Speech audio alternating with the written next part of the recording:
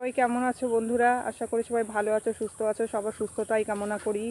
তো গরম তো খুব পড়েছে, অস্বাভাবিক গরম। এই গরমে আমরা সবসময় খুঁজছি যে ঠান্ডা একটু কি খাওয়া যায়। তো আজকে সেই জন্যই ঘরের মধ্যে তৈরি করছি আইসক্রিম, একদম ঘরোয়া পদ্ধতিতে। সম্পূর্ণ ঘরে যা যা থাকে উপকরণ সেটা দিয়ে আজকে আইসক্রিম তৈরি করে তোমাদেরকে দেখাবো। তো গাছের আমও শেষ হয়ে এসছে। তো আম আর দুধ দিয়ে আজকে আর কিছু ড্রাই ফ্রুট দিয়ে কী করে ঘরে আইসক্রিম তৈরি করা যায়, তো সেটাই আজকে শেয়ার করব। তো চলো। তো বন্ধুরা, আইসক্রিমটা বানাবার জন্য এখানে দেখো একটা আম নিয়ে নিয়েছি, খুব সুন্দর আমটার নাম হলো বোম্বাই আম। তো বাড়ির গাছেরই আমটাকে আমি এবার কেটে নেব পিস পিস করে। তো আমটাকে দেখো টুকরো টুকরো করে আমি এখানে কেটে নিয়েছি। আর দুধটাকে একটু ছেঁকে নেব। আমি এখানে গরুর দুধ ব্যবহার করছি, তোমরা চাইলে আমুল দুধ ব্যবহার করতে পারো, কোনো অসুবিধা নেই।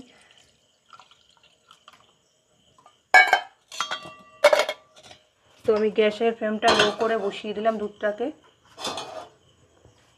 এদিকে আমি মিক্সচার মেশিনে একটু আমটাকে একটু ভালো করে একটু মিক্সচার ঘুরিয়ে নেব। জল ব্যবহার করব না আমি। তো দুধটাকে অনেকক্ষণ ফুটিয়ে নিয়েছি, বেশ ঘন হয়ে এসছে। তো এবার আমি আমগুলোকে দিয়ে দেবো। আমটাকে আমি ভালো করে পেস্ট করে নিয়েছিলাম মিক্সচার মেশিনে।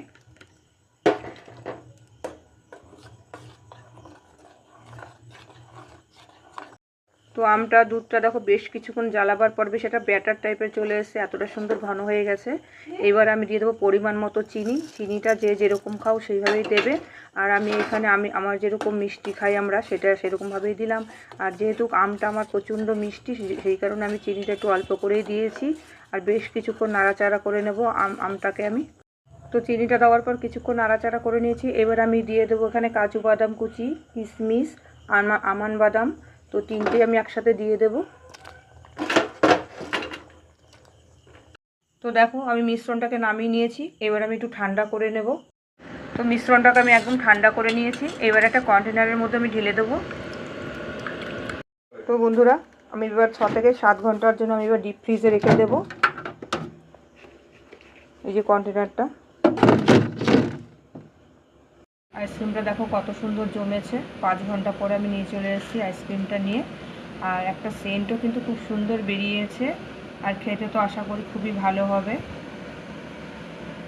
যেরকম কালার হয়েছে সেরকম সুন্দর গন্ধ একটা বেরিয়েছে আইসক্রিমটা।